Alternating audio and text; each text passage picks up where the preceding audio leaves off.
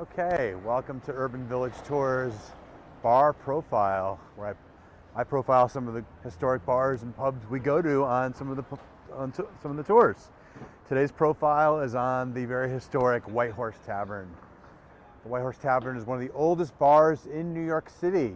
It dates back to 1880 when it was called the James Dean Oyster House and largely served the longshoremen and sailors who lived here in the West Village and worked at the docks on the Hudson River.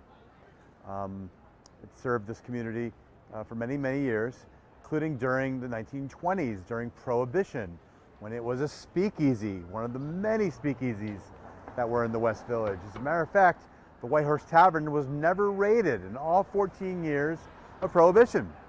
Could have been that because this was the mayor's favorite spot.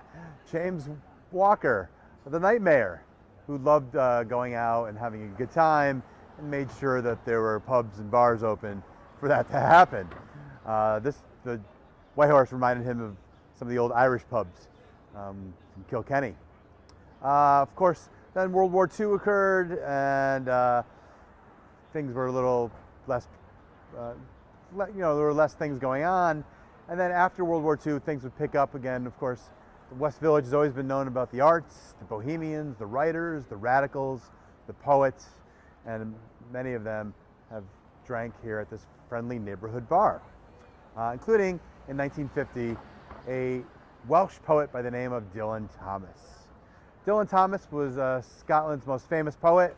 He was the poet laureate, if you will, of Wales, and he was invited here by a local New York poet and literary critic named John Malcolm Brennan, who invited Dylan Thomas to give 40 readings of his poetry across the United States.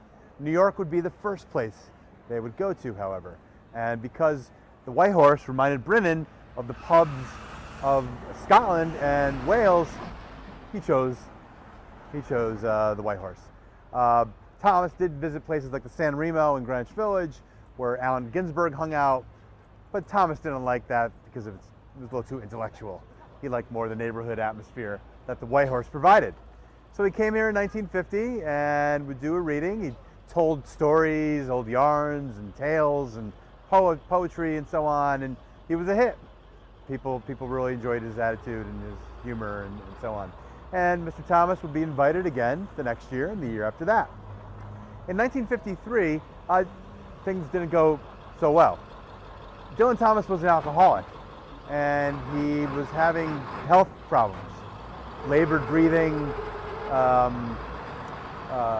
shortness of breath, and so on. As a matter of fact, a doctor had to inject morphine into him just so he could read the play Under the Milkwood, which he did here at the White Horse. So things weren't going that great. He got through. He was coughing and hacking a lung during his performances, but nevertheless, he got through it. He traveled with his secretary and mistress, a woman named Liz Reitel, and they stayed at the Chelsea Hotel up in Chelsea. On November 3rd rather, Thomas would tell Reitel, "I think I'm going to die," and go to the Garden of Eden. Reitel was taken aback. Thomas left that hotel room that night, and whereabouts unknown, presumably to drink. Came back at 2 in the morning. At that point, he would go from the Chelsea back to the White Horse Tavern, where legend has it he went into the bar and had 18 shots of whiskey. Of course, well, that's what he told Reitel at least. It was probably closer to 6. Nevertheless, he was inebriated and then would go to bed. He woke up the next day drinking in bed. The couple would leave the hotel and come back to the White Horse Tavern yet again, where they each had 2 beers on November 4th. After that, they would go back to the Chelsea Hotel, where he spent the rest of the night, and then around midnight, his breathing really became labored, and he was starting to turn blue. Reitel was panicked. She called for an ambulance, and Mr. Thomas was brought to the West Village Hospital, St. Vincent's, where he fell into critical condition. His breathing becoming more labored, his bronchitis turning into pneumonia. And sadly, Dylan Thomas died on November 9th, 1953. The literary world was stunned by what happened. and mourners, of course, paid their well wishes here, and they would create the Dylan Thomas room inside the bar. And I want to show you what that room is like. So follow me as we go into the bar.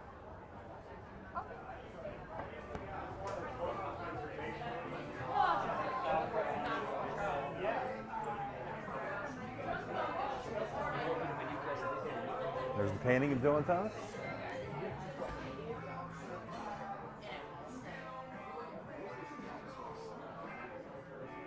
And here is the Dylan Thomas room. This room was dedicated to the man in 1986. You'll find various Dylan Thomas memorabilia here, if you will, including the poem, his most famous poem, "Do Not Go Gentle Into That Good Night," the poem he's probably most noted for. You'll find a program of one of his readings right here.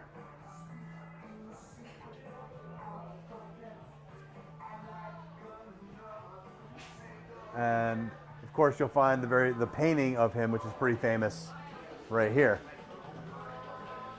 Bellied up to the bar with a cigarette and a beer on the original mahogany bar that still exists today. So, Dylan Thomas room became rather famous, and it became sort of a literary landmark as English majors across the country would come to New York and the West Village and come into the White Horse to experience a little bit of Dylan Thomas. He was not the only famous writer to hang out here. Other people like the Beatniks, Jack Kerouac, lived across the street. As a matter of fact, if you ever go to the bathroom, there would be graffiti etched in saying, "Kerouac, go home." They didn't really like him. But other West Village luminaries like Anane Nin, Jane Jacobs, Pete Hamill, and Frank McCourt have all hung out at the White Horse at one time during their lives. This place is rather legendary, still is.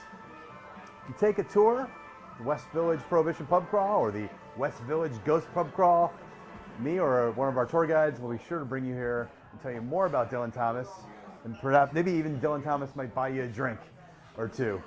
Who knows? He's been known to do that. So hope you enjoy this profile, and stay tuned for more profiles on Urban Village Tours YouTube page.